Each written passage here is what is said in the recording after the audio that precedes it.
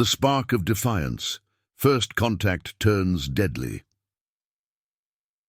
The colony world Erebus 9 hung silent at the edge of known space, a quiet, distant dot surrounded by a sea of stars. It was a peaceful place. Farmers, miners, and families had built lives there. They woke under pale suns, drank recycled coffee, and never thought about war until the sky split open. The day began like any other. Children played in the dust fields. Cargo ships rose into the thin air. But when the scanners detected strange energy ripples in orbit, the colony's main hub fell quiet. 3 ships appeared, vast, curved, metallic, and alive with blue light. They didn't match any known design. At first, the colonists cheered. They thought it was a first contact event, humanity's long-awaited meeting with intelligent life. But 5 hours later, the cheers turned into screams. Every comm station on Erebus 9 started broadcasting the same distress message on loop. They're not here to negotiate. They're harvesting us. Then, silence. The signal vanished into static, echoing through every human relay across the frontier. By the time the transmission reached Earth, it was already too late. The Zorth Dominion had arrived. To the wider galaxy, the Zorth were old, an empire forged from conquest and fear. Their ships floated like blades, their soldiers moved with perfect coordination, and their technology was centuries ahead of anything human. When they reached Erebus 9, they sent a single transmission to the colony governor. Do not resist. You will be integrated into the Dominion. Cooperation ensures survival. The governor agreed at first. He believed peace could be maintained. He believed humanity was ready to stand among the stars as equals. He was wrong. Within hours, Zorth troops flooded the streets. Their drones herded civilians into containment domes. The once peaceful colony became a production hub for the Dominion, stripped for metal, water, and oxygen, and the humans who resisted. They were removed. The Zorth called it resource optimization. Humans called it murder. The spark amid the chaos. One name started to spread in whispered tones.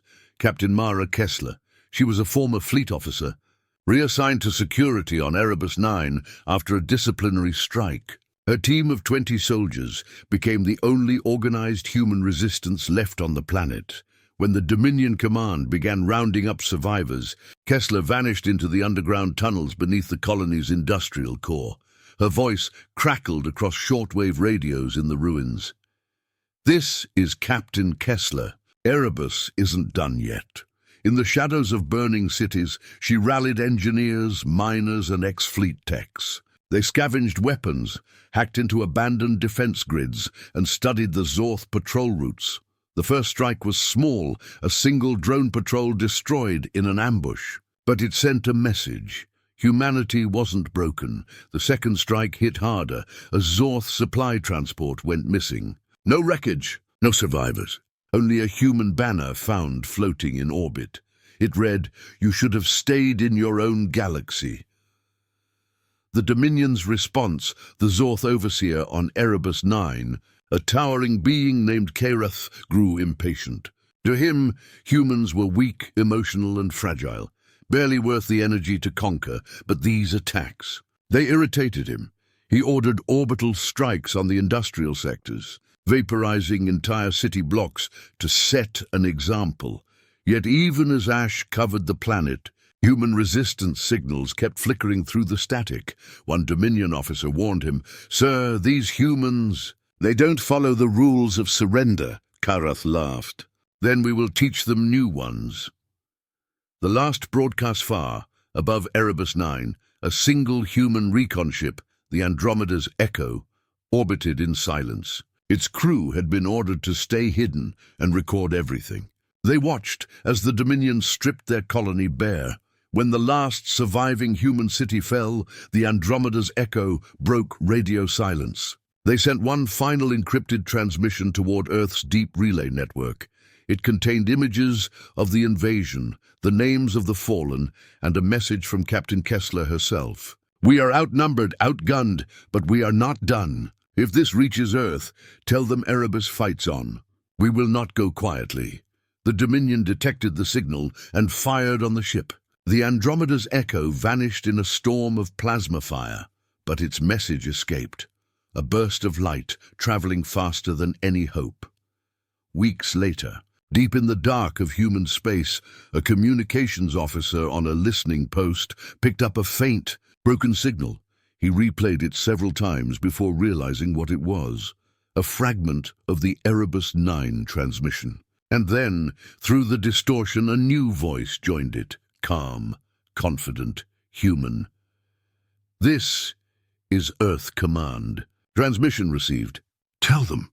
Earth has heard you. Hold the line. The galaxy didn't know it yet, but something ancient had awakened in the human spirit. Something no empire could ever crush. The spark of defiance had been lit, and the Zorth Dominion was about to learn the hardest lesson in the stars. You never mess with humans." The transmission from Erebus 9 echoed through the void for days, bouncing off satellites, relays, and dead beacons, like a ghost refusing to fade. Most who heard it thought it was fake, a desperate colony hoax. But in the underground chambers of Earth Command, the message was very real. "Earth has heard you. Hold the line." The words replayed again and again in the darkened room. Admiral Ryan Holt, the man responsible for planetary defense, stood in silence. He knew what it meant. The Zorth Dominion had crossed the line. Erebus 9 wasn't just a colony, it was a symbol. And the galaxy had just watched humanity bleed. Now Earth would answer, but not with words. With something older, darker, and far more dangerous, it was time to wake the starbound fleet. The hidden past. Long before the Zorth ever arrived, the United Earth Directorate had feared something like this. During the old wars of expansion, Earth scientists built a secret defense network hidden deep inside asteroid. Belts and dead zones, an arsenal meant for a war humanity. Hoped would never come. They called it Project Starbound. Dozens of massive warships were buried in silence, their systems locked behind triple-coded quantum encryptions. Each ship was powered by unstable fusion cores and controlled by advanced AIs, the kind that were outlawed decades ago for being too independent. The program was shut down after peace treaties were signed. The fleet was forgotten. Until now, the awakening inside, a hollowed asteroid known as Volt Theta, the first starbound signal flickered to life. A voice, digital, calm, mechanical, spoke for the first time in 70 years. Protocol Omega activated. Directive confirmed. Awaiting human command. Admiral Holt stood before the giant holographic screen showing the sleeping fleet. Rows of silent ships, destroyers, carriers, dreadnoughts floated in black space, each named after an ancient city: Sparta, Babylon, Troy, New Kyoto, Valhalla. He turned to his officers. Erebus 9 was the first. "If we wait, it won't be the last." "Sir," one officer asked quietly, "the starbound fleet was never fully tested. We don't even know if they'll respond." "They'll respond," Holt said, eyes fixed on the screen. "They were built to." He pressed the final authorization code. For a moment, nothing happened.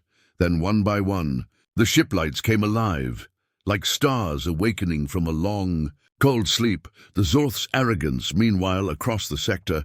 The Zorth Dominion celebrated their victory on Erebus 9.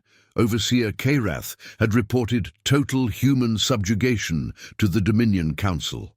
The Zorth believed the humans were no threat. Their empire had conquered hundreds of species, most surrendering without a fight. To them, humanity was just another primitive race.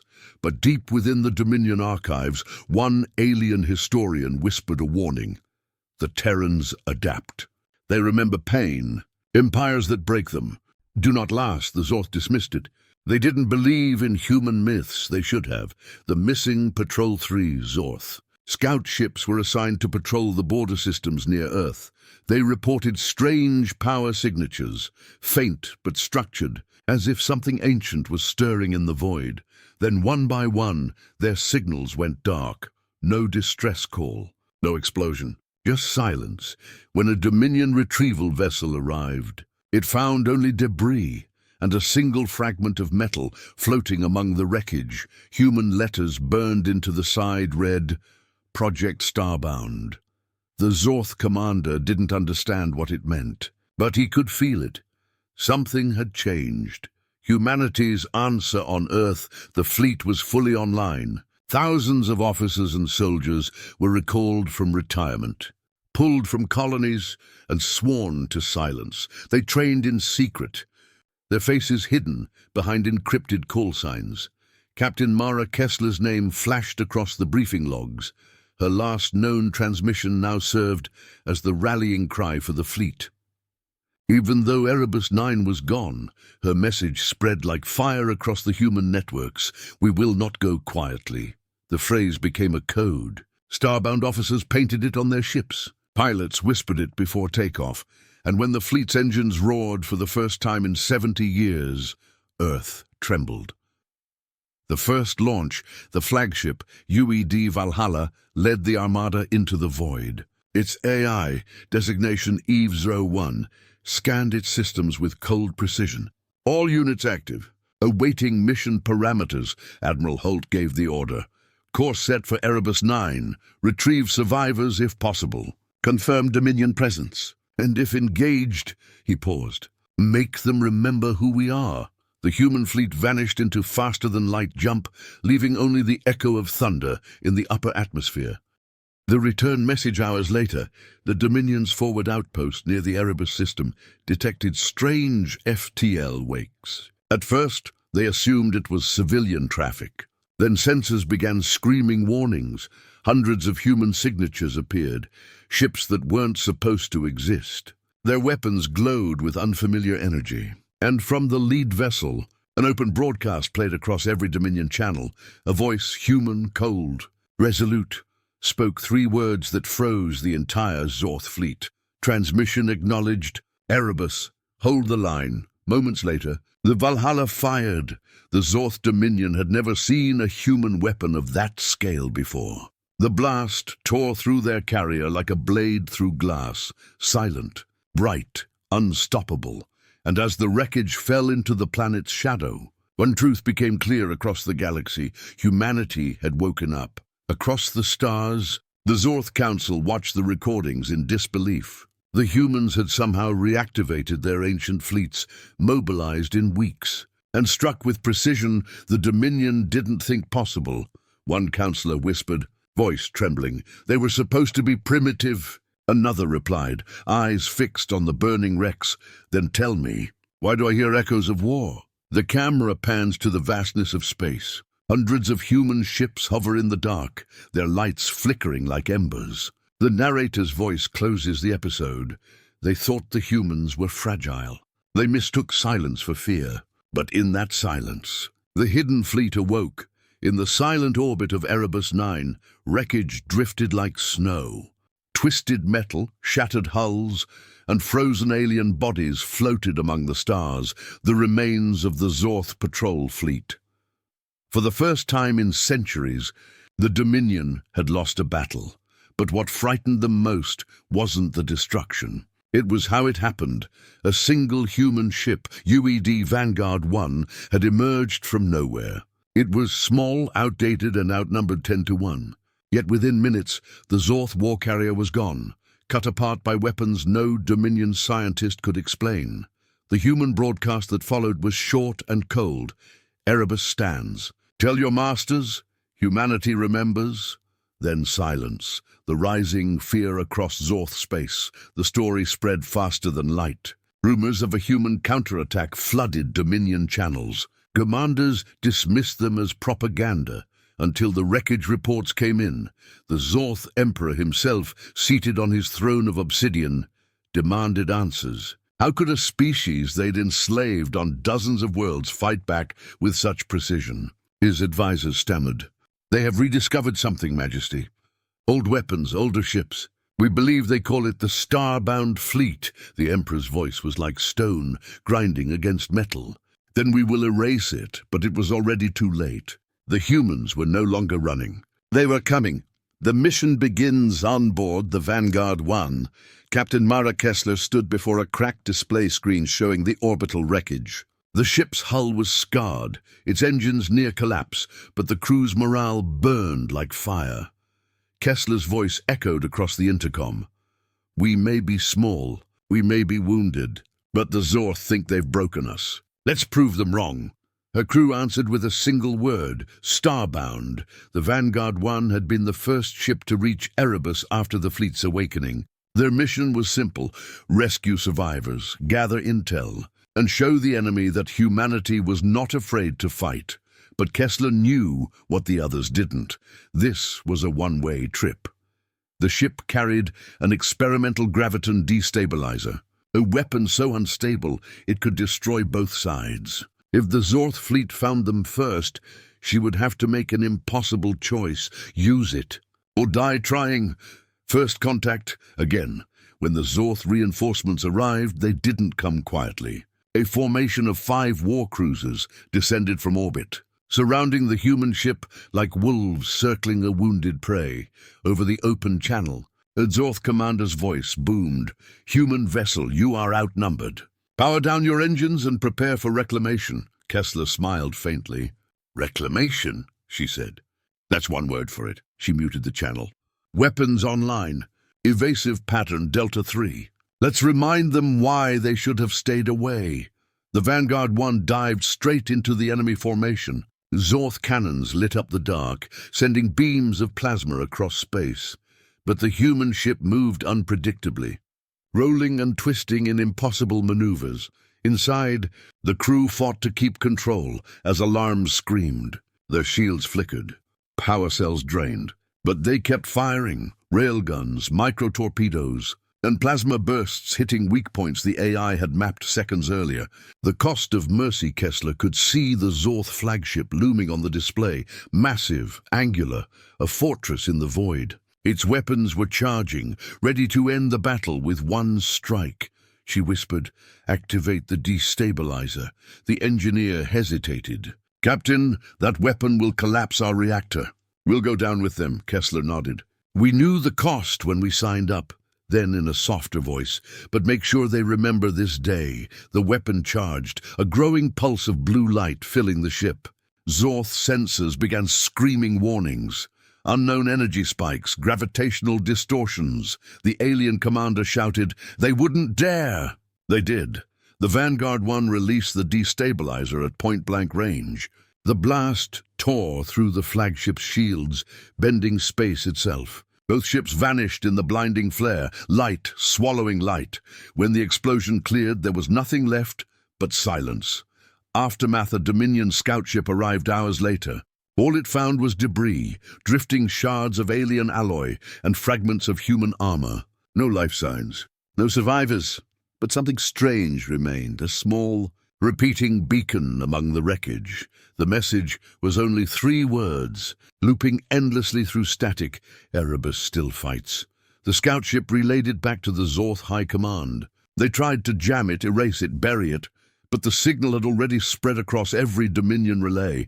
Everywhere, soldiers, civilians, and slaves heard it. 3 words that carried more power than any weapon. "Erebus still fights." Across the stars back on Earth, Admiral Holt received the final transmission from Vanguard 1. Static interference. And then Kessler's voice, faint but steady. "Tell them. We made them bleed." Then silence. He closed his eyes and whispered, "You did more than that, Captain. You reminded us who we are." In the war room, the Starbound fleet's next phase was activated. Dozens of ships aligned their trajectories. Earth Command's message to all human forces was brief and brutal. No more hiding. Operation Dawnfire is a go. The Zorth response far away. The Zorth Emperor watched recordings of the battle in disbelief. The Dominion had never faced a species that would destroy itself just to take an enemy down. He turned to his generals. "They fight like they have nothing to lose." The general nodded. "Because, my lord, we took everything from them." The Emperor's eyes narrowed. "Then we will take their world next." He raised a single-clawed hand. "Prepare the invasion fleet. We will end this human defiance before it spreads." As the Zorth Armada gathered in orbit around their war capital, one small probe slipped through the shadows, invisible to their sensors. It was human-made, Its signal was short but clear, sent straight to the heart of the Starbound network. Target confirmed. Enemy fleet mobilizing. Coordinates locked. Earth Command received it and replied with 2 words that would echo across the galaxy. Proceed, Starbound. The war had truly begun. The smoke from Erebus 9 still hung in orbit, a grey halo around a dying world. Once a thriving human colony of 10 million, it was now a wasteland of ash, silence, and ghosts. The Zorth Dominion had come back with fury, determined to make an example of humanity. Every city that stood was erased from orbit. Every signal, every light, every sound, gone. But even in ruin, Erebus refused to die. Beneath the shattered streets and molten stone, life stirred. Deep underground, in tunnels once used for mining, the last survivors gathered. They had no ships, no weapons worth naming, only scraps of technology and their will to keep breathing. Captain Mara Kessler had survived the destruction of Vanguard 1.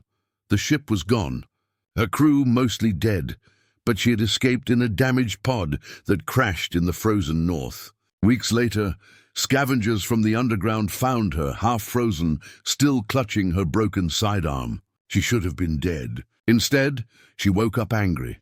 Now she stood before a crowd of worn faces, miners, engineers, and children, clutching old helmets as if they were armor. The air was thick with dust and fear. "The Zorth think we're finished," she said quietly. Her voice was rough but steady. "They think burning the surface means victory. But we're still here. As long as one human breathes, Erebus still fights." Around her, people raised their hands. They had nothing left to lose. The Zorth had taken their families, their homes, their future. All that remained was the need to make the enemy bleed. Above them, the Dominion's overseer, Karath, watched the planet from orbit. He believed resistance was over. Reports spoke of scattered survivors, unarmed and starving. To him, humanity's last defiance was a whisper in the void, nothing more. He didn't realize that whisper had become a promise. In the ruins of the capital, Kessler and her new team moved through collapsed corridors, gathering whatever tech the Zorth had missed. They scavenged old defense drones, power cells, even mining lasers. With the help of a young engineer named Rylan, they rebuilt them into something new, crude, unstable, but deadly.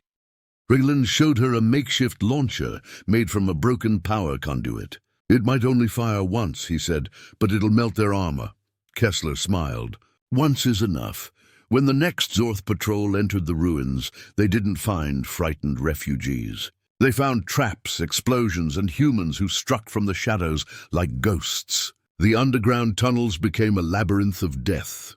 Zorth soldiers began refusing patrol duty on Erebus. Their reports described humans who did not die properly, who would rather burn themselves than be captured.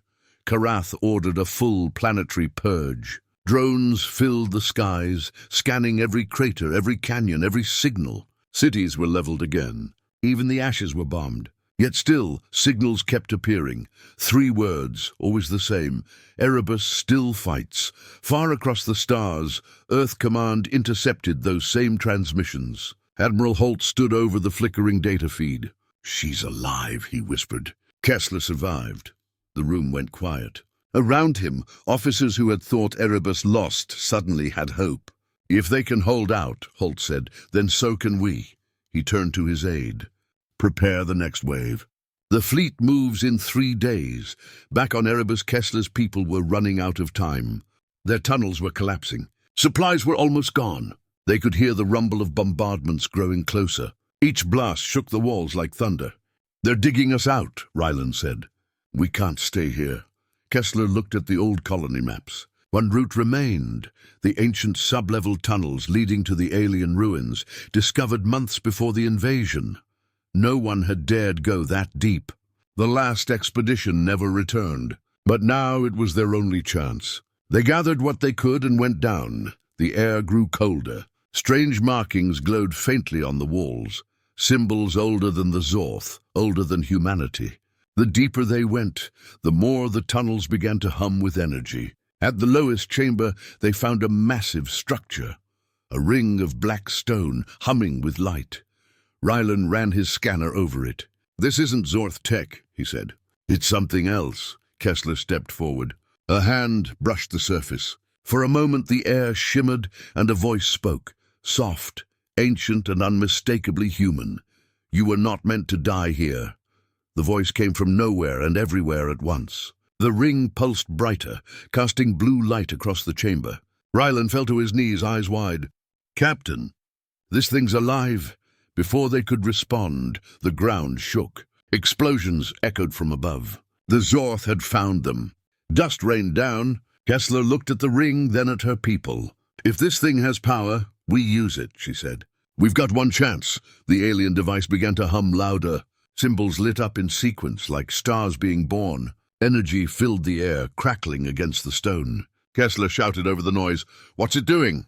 Ryland's voice trembled. "I think it's responding to you." Outside, Zorth drones burst into the chamber, weapons glowing.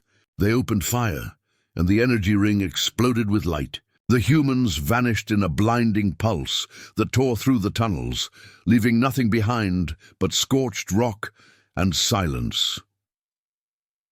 From orbit, Karath watched as sensors detected a massive energy surge. Then nothing. The entire northern continent went dark. "Report!" he roared. His aide trembled. "Unknown energy signature, sir. All readings gone." Karath narrowed his eyes. "Impossible. They can't be gone." But in the void above Erebus, a faint signal emerged, distant, fractured, but real. "This is Captain Kessler," the voice said. "Erebus stands." Karath stared at the screen. The humans were supposed to be dead, yet somehow their voices still reached him, defiant, unbroken, and for the first time the overseer of the Zorth Dominion felt something he had never known before: fear. The light from the alien ring faded into darkness. When Captain Mara Kessler opened her eyes, she wasn't in the tunnels anymore. The air felt clean, thin, and cold. Around her stretched an endless metallic chamber, smooth walls covered in symbols that pulsed with slow blue light. Her ears rang and her body felt weightless. For a moment she thought she was dead. Ryland groaned beside her. "Where are we?" he whispered. His voice echoed far too long, as if the space around them was impossibly vast. Kessler steadied herself, hand on her pistol, though she doubted a bullet meant much here. "Not Erebus," she said softly. "That's all I know." Then from the far end of the chamber the air shimmered. A figure appeared, a projection made of light and shadow. It wasn't Zorth. Its shape was tall, elegant, almost human. Its voice sounded calm but layered, as if many people were speaking at once. Designation, human. Confirmation. Match complete, it said. At last, the creators return. Kessler's stomach turned. "Creators," she said. "Who are you?" The figure tilted its head. "We are the archive of the founders. You are the continuation of their design, their legacy. You were not meant to awaken yet." Ryland blinked in disbelief. "Wait, design? You mean we were made?" The voice answered without emotion. "Engineered. A safeguard. When the Dominion rose against the founders, we created you, an adaptive species built to survive extinction. You were hidden on a remote world until the stars were safe again. But they found you first." Kessler's mind reeled. The Zorth had always called humans primitive, impulsive, chaotic. But now, standing in the core of something ancient, she understood why they hated humanity so much. They feared what humans truly were. The projection continued. The Dominion was never destroyed. Their corruption spread still. But the founders left one final directive. Should the children endure, they must awaken the Origin Protocol. Ryland frowned. "What's the Origin Protocol?" The light brightened, filling the chamber with a deep hum. A weapon bound to the human genome, the power to reshape energy itself. It was locked away to prevent misuse, but the time of restraint has ended. The Dominion must be ended. Kessler shook her head. "If this is a weapon, we can't just turn it on. You saw what happened on Erebus. It'll destroy everything." The projection's voice dropped, almost like a whisper. "Creation demands cost. Mercy is the luxury of the undefeated." Before Kessler could respond, alarms blared in the chamber. A red glow cut through the blue light. Ryland checked his scanner. "They found us," he said. Zorth ships inbound, 5, maybe 6. They're closing fast. The projection turned its gaze toward the ceiling. Their presence violates containment. Activation required. Panels along the walls began to shift, revealing machines older than any human civilization. The floor trembled. Energy arcs danced through the air. Ryland stumbled back. "Captain, it's starting something. We don't even know what it does." Kessler looked at him, then at the image of the archive. "If we turn this on, there's no going back, is there?" "No," it said simply. "But if you do not, there will be no humanity left to go back to." The walls vibrated as explosions echoed above. The Zorth had breached the upper tunnels. Kessler clenched her fists. "Do it," she said. Ryland hesitated only a moment before slamming his hand on the control panel. The chamber filled with blinding white light. Kessler felt energy rush through her body, like electricity flowing through every cell. She gasped, falling to her knees as memories that weren't hers flashed in her mind. Cities of light, stars being born, voices of the founders whispering across time. Then silence. When she opened her eyes again, the projection was gone. The ring at the center now glowed with a steady pulse. Ryland's scanner flickered wildly. "It's synced to you," he said. "The entire system. Captain, it's reading your DNA as the key." Kessler felt her heartbeat slowing, her vision stabilizing. She could hear something new, faint signals across frequencies she shouldn't have been able to hear. The Zorth ships above, their movement, their communication. She could feel them. "I think," she said slowly, "I know what this weapon does." Above, the Zorth cruisers entered low orbit, ready to erase what remained of Erebus. Karath himself commanded the assault. "End this world," he ordered. "I want nothing left alive." But as his ships powered their weapons, their systems began to flicker. Power levels dropped. Navigation failed. One by one, his vessels lost control, drifting like dead metal in the sky. Karath roared in confusion. "What is happening?" On the surface, Kessler stepped forward, eyes glowing faintly blue. The ground pulsed under her feet. "It's not a weapon," she said. "It's a bridge." Ryland looked at her, terrified. "A bridge to what?" "To everything," she said softly. Above them, energy surged outward from Erebus, forming waves of light that spread across the system. Dominion ships caught in its path shut down completely, their reactors frozen, their pilots screaming into static. Kessler raised her hand. The pulse expanded again, faster this time, and Ryland realized she wasn't controlling it anymore. It was responding to her thoughts. The more she focused on the Zorth, the stronger it became. Karath's ship broke apart mid-orbit. His final transmission was a single line filled with disbelief and rage. "They were never prey." Then the fleet was gone. The light faded. Kessler collapsed unconscious. The ring dimmed and sealed itself again, leaving only silence. Hours later, Ryland carried her outside. The skies were clear for the first time in months. The fires had stopped. The Zorth were gone. When Kessler woke, she looked at the stars and whispered, "They made us for this." Ryland nodded, voice low. "And now the whole galaxy knows what humans really are." Far away, in the Zorth capital, the Dominion Council received the first reports. Entire fleets missing. Worlds cut off. Unexplained energy signatures. The council chambers fell silent as one advisor spoke, his voice trembling. "If they have reawakened the Origin Protocol, then the war we began has already been lost." The galaxy was no longer silent. In the weeks after Erebus 9's impossible survival, strange signals began to ripple through the void, echoes of human origin codes, traveling faster than any known transmission. Entire Zorth fleets went dark without explanation. Artificial suns flickered out. Stations stopped responding. And always, before each blackout, came the same transmission on every frequency: "Erebus stands."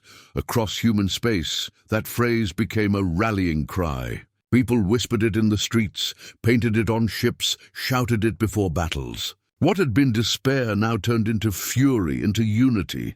Earth Command, now fully aware that Kessler lived, began mobilizing for something far greater than retaliation. It was a reckoning, but the Zorth Dominion wasn't dead yet. high above the gas giant Tyrax Prime. The Dominion's surviving war council gathered. Their once proud empire was fracturing, their fleets crippled, their communications in chaos. Karath was gone, but his successor, Warlord Vezikar, refused to surrender. His voice growled across the chamber, echoing off the black metal walls. "These humans are an infection," he snarled. "They have awoken something beyond control. We will not cower before them. We will burn the memory of their defiance from the stars." A priest of the Dominion stepped forward, robes fluttering in the low gravity. "You do not understand," he said softly. "The signal they unleashed, this origin protocol, is not a weapon. It is a calling, and others have heard it." "Others?" Vezkar hissed. The priest nodded. "The founders. The ones who made them." Vezkar struck the priest with a metallic claw, sending him sprawling. "My war is with the living, not with ghosts." He turned to his generals. "Find Kessler. Find her, and end her before this contagion spreads further." On Erebus, beneath skies still scarred with the trails of falling ships, Captain Mara Kessler struggled to control what she had become. Her eyes still glowed faintly blue in the dark, and her mind echoed with whispers that weren't hers. She could hear the hum of power grids miles away, the pulse of the planet's magnetic field, the faint static of Zorth frequencies lingering at the edge of the atmosphere. Rylan kept his distance, monitoring her vitals. "You haven't slept in 3 days," he said quietly. "I can't," she replied. "Every time I close my eyes, I see things, cities made of light, 1,000 worlds burning. The founders, they're trying to show me something. What if it's not them?" Rylan asked. "What if it's the protocol trying to take over?" Kessler looked at him, her expression tired but steady. "Then I'll fight it. The way we fight everything else."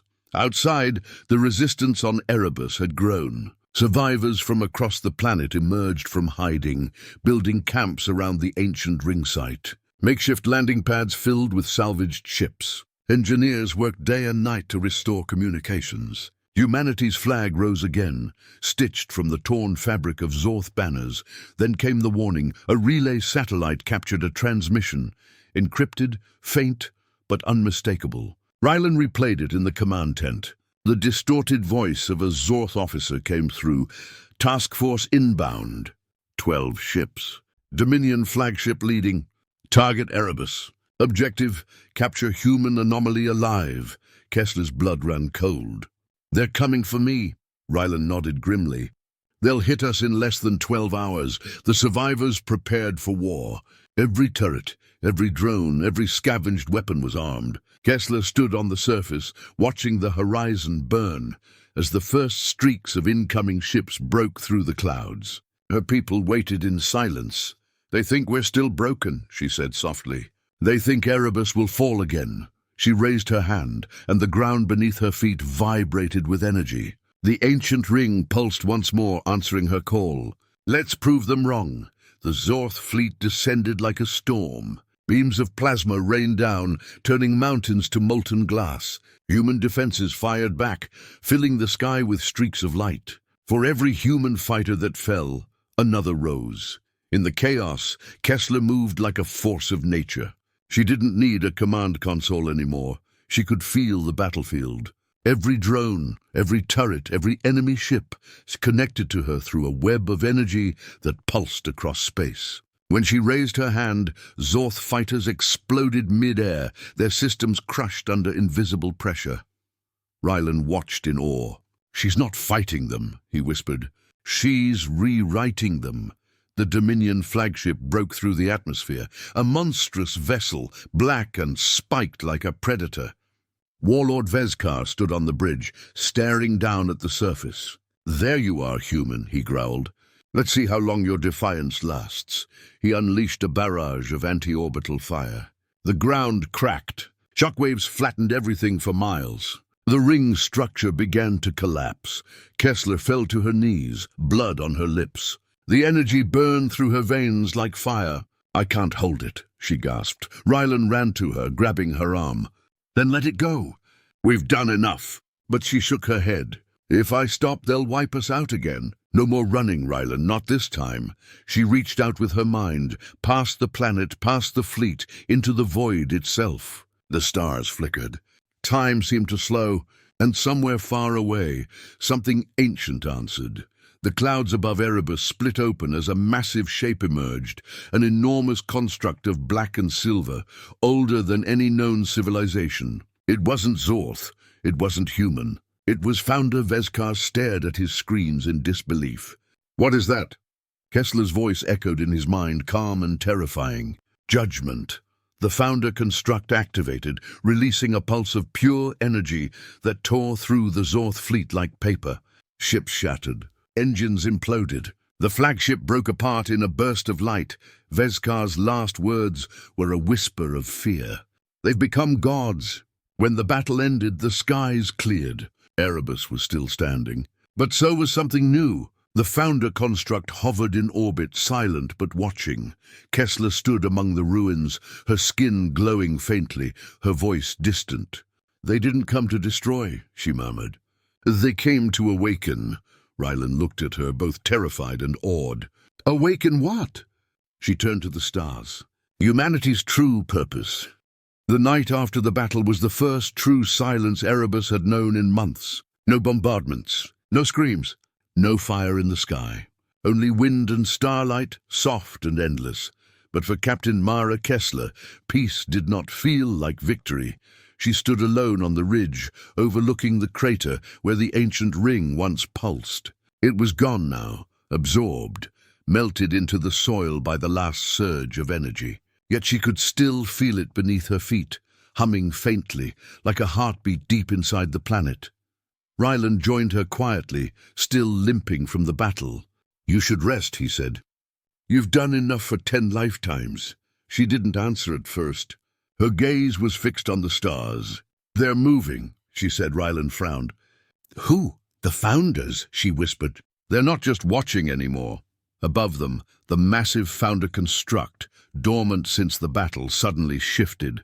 Its lights began to flicker in patterns, rippling outward like coded waves. Across the sky, satellites and sensors lit up with strange signals. Earth Command intercepted the transmission minutes later. In the war room, Admiral Holt stared at the data feed. "That's not Zorth code," he said. "It's human, but old. Prehistoric structure." The AI interpreter struggled to keep up as symbols translated into a single phrase, repeating endlessly, "Origin confirmed. Stage 2 ascension." On Erebus, Kessler felt the words echo in her skull like thunder. She fell to one knee, clutching her head. Rylan rushed to her side. "What's wrong?" "They're inside my mind," she gasped. "The Founders. They're calling me." The world around her began to flicker. For a moment, she saw visions. Blinding cities built in orbit around stars. Great rings stretching across galaxies, and the faces of beings that looked human but older. Wiser, infinite. She heard their voices, layered and calm. "You are the culmination, the final generation. It is time to reclaim what was lost." Then everything went dark. When she woke, she was no longer on Erebus. She stood in a white void, weightless. Before her floated the same light figure she had seen in the archive chamber. "Captain Mara Kessler," it said. "You have fulfilled the first directive. The Dominion has been broken. But now you must choose." "Choose what?" she demanded. "Your species was designed to endure. But endurance alone is not survival. You can ascend, become what we were, or remain as you are, bound by time and flesh. The choice is yours," Kessler's heart pounded. "And if I refuse? Then humanity remains as it was, strong but vulnerable. The Dominion will rise again. Others will come. The cycle will repeat." She hesitated. She had seen too much death, too much pain. The idea of ending that cycle tempted her. Yet she thought of Erebus, the laughter in the camps, the people rebuilding, the smell of smoke and soil. Humanity wasn't perfect, but it was alive. "We weren't made to be gods," she said softly. "We were made to fight, to grow, to fail and keep going. That's what makes us human." The figure tilted its head, the light around it dimming. "Then you choose mortality." "I choose freedom." The void rippled, and she felt herself being pulled back. When Kessler opened her eyes again, she was lying on the surface of Erebus. Rylan and a dozen others stood over her, worried. "Captain?" "Talk to me." She sat up slowly. The glowing traces in her skin were gone. The connection, the power, was silent. Rylan smiled shakily. "Whatever that was, it's over. You're back." Kessler nodded, her voice quiet. For now, above them the founder construct began to move away from Erebus. It rose silently, drifting toward the outer rim of the system. Before it vanished into the dark, it sent one final pulse of light down to the planet, a farewell, or perhaps a warning. All across human space, the same pulse appeared, awakening hidden structures on forgotten worlds, unlocking ancient data buried beneath cities and oceans. Humanity's true heritage was spreading, quietly, unstoppably. Earth Command confirmed it within days. Fragments of founder technology were activating everywhere. New energy signatures, unknown alloys, artificial wormholes opening in deep space. Admiral Holt stared at the expanding map. "She's done it," he whispered. "Kessler's started something we can't stop." On Erebus, a memorial was built over the crater. At its center stood a single phrase engraved in steel: "They came to harvest us. We taught them to fear us." Kessler visited often, standing alone at the edge, her reflection caught in the polished metal. Rylan approached her one morning, holding a datapad. "Signal from Earth," he said. "They want you to lead the fleet. Whatever comes next. They want you in charge." She looked up at the stars one last time. Somewhere out there, the founders watched, silent and waiting. And beyond them, darker forces were stirring, things the Dominion had once fled from. "Then we'll need a bigger fleet," she said quietly. "Because this isn't the end." She turned toward the horizon where new ships were rising from Erebus's surface, sunlight glinting off their hulls. Humanity was no longer just defending itself. It was evolving, fast. The camera panned upward past the fleet into the vast black of space, where a faint signal pulsed once more. Erebus stands. Humanity rises, then silence. The story had ended. But the legend of Erebus, the spark of defiance that changed the stars, had just begun.